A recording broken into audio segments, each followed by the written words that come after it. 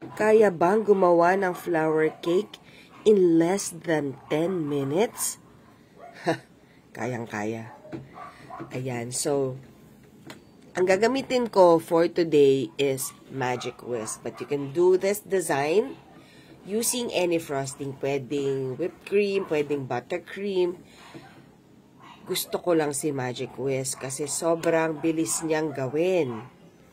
Look, I can make this frosting in less than 2 minutes. So, marami akong time para mag-decorate. Pero, syempre, as part of the standard procedure, dapat naka-layout na yung design mo bago mo umpisahan. So, talalagyan ko na siya ng onting tubig. I know meron siyang package instructions, pero you treat all instructions as a guide. Hindi yung talagang to the point sinusunod mo siya. Bakit? Kagaya sa Pilipinas, may mga lugar tayo na mainit, may lugar na malamig, may lugar na mataas, may lugar na mababa. Malaki ang impact ng mga yan when you bake and decorate. Lalo, pag gumagawa ka ng frosting. Let's say, take for example, buttercream. Kapag ka nasa mainit kang lugar, syempre, yung buttercream mo, lalambot. Pero pag nasa Baguio ka, kahit hindi mo na i-ref yan, hindi yan lalambot. Now, when you need to add a liquid ingredient into your frosting, kailangan siya ay tinatansya mo kung mainit ba today, malamig ba today, malambot ba yung base frosting ko, o malamig ba dun sa lugar ko. Those are things that you should know as a seasoned baker and decorator.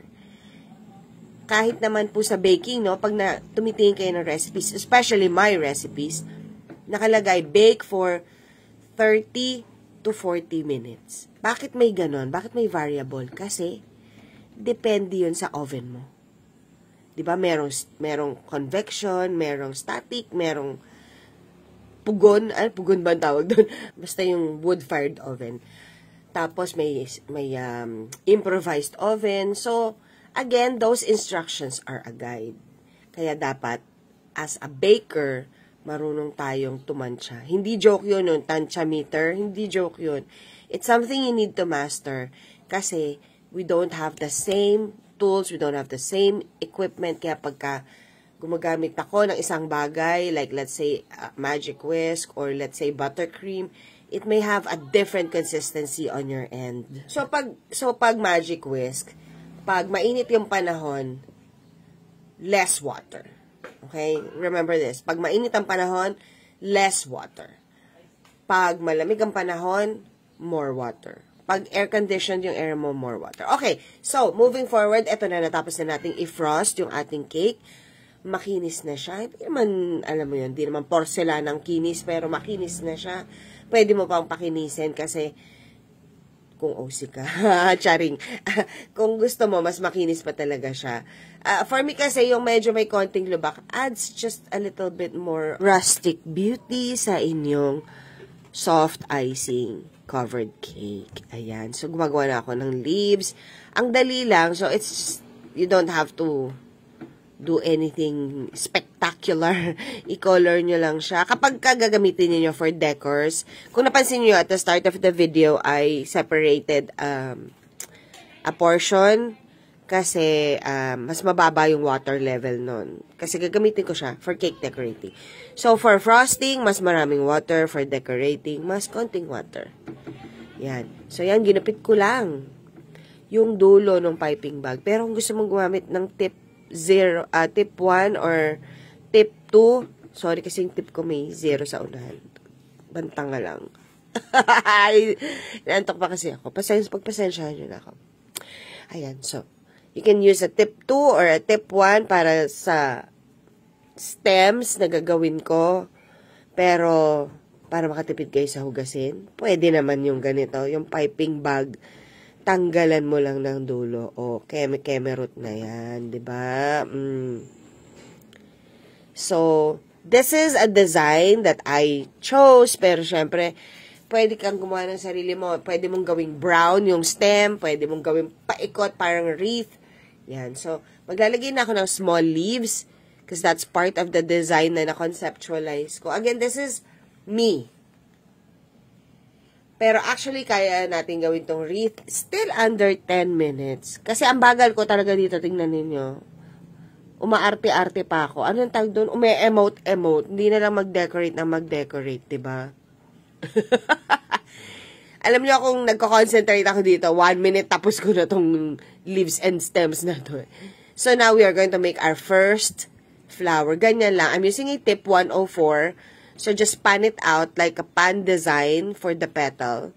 Tapos patungan mo ng isa pa para maganda siya, yung marami siyang petal. Make sure you tilt the piping tip with the thin end up para parang nakasalo yung mga petals mo.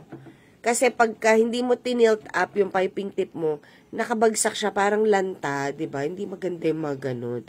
Kailangan lagi tayong fresh. So now I'm making smaller flowers like tiny buds. Yan. Ito naman semi-bud. Medyo bumuka na siya kasi tatlo na yung petals niya.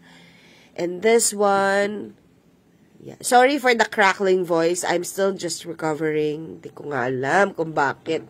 Sobrang lagi ako nagkakaroon ng sakit. Maybe I'm over-fatigued. Hi, Char. Wala akong ganun. Energy level laging 5,000.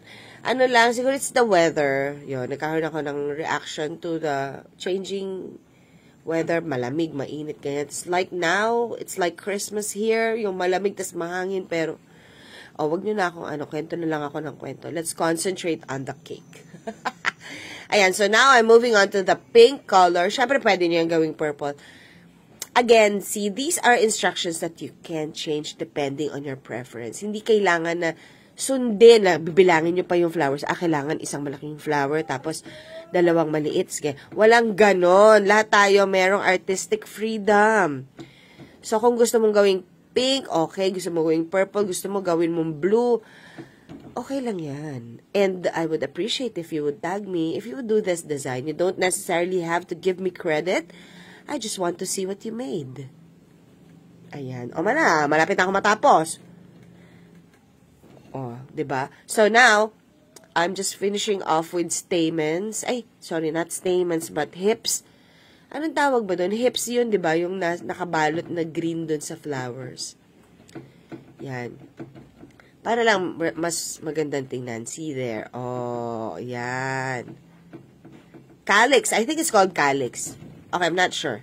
Basta yung nakabalot doon sa flower pag nakasarap pa siya. Calyx, ballot. So here now, instead of piping stamens, I'm using dragees. Yes, dragees. O kung gusto nyo, dragis. Okay lang din. Basta yung nagkakaintindihan tayong nasa gitna ng bulaklak. Pag sinabi mong dragees, sorry, that's dragees. Pag sinabi mong dragees, ang arte-arte naman ito, dragees lang yun. So, yan, yung mga parang beads na matamis. Ngayon, kung nagmamadali ka naman, gumamit ka ng kutsarita or gumamit ka ng measuring spoon. Since, malambot naman yung icing mo, kakapit yan, hindi gugulong. Yan. So, itambak mo na lang yan dyan sa gitna. And pack, wala pang 9 minutes. And it's done. You can write something there in the middle, but you don't have to. It's pretty as it is. At ito po ang inyong pambansang antena nagsasabing, salamat sa panonood. Mabuhay!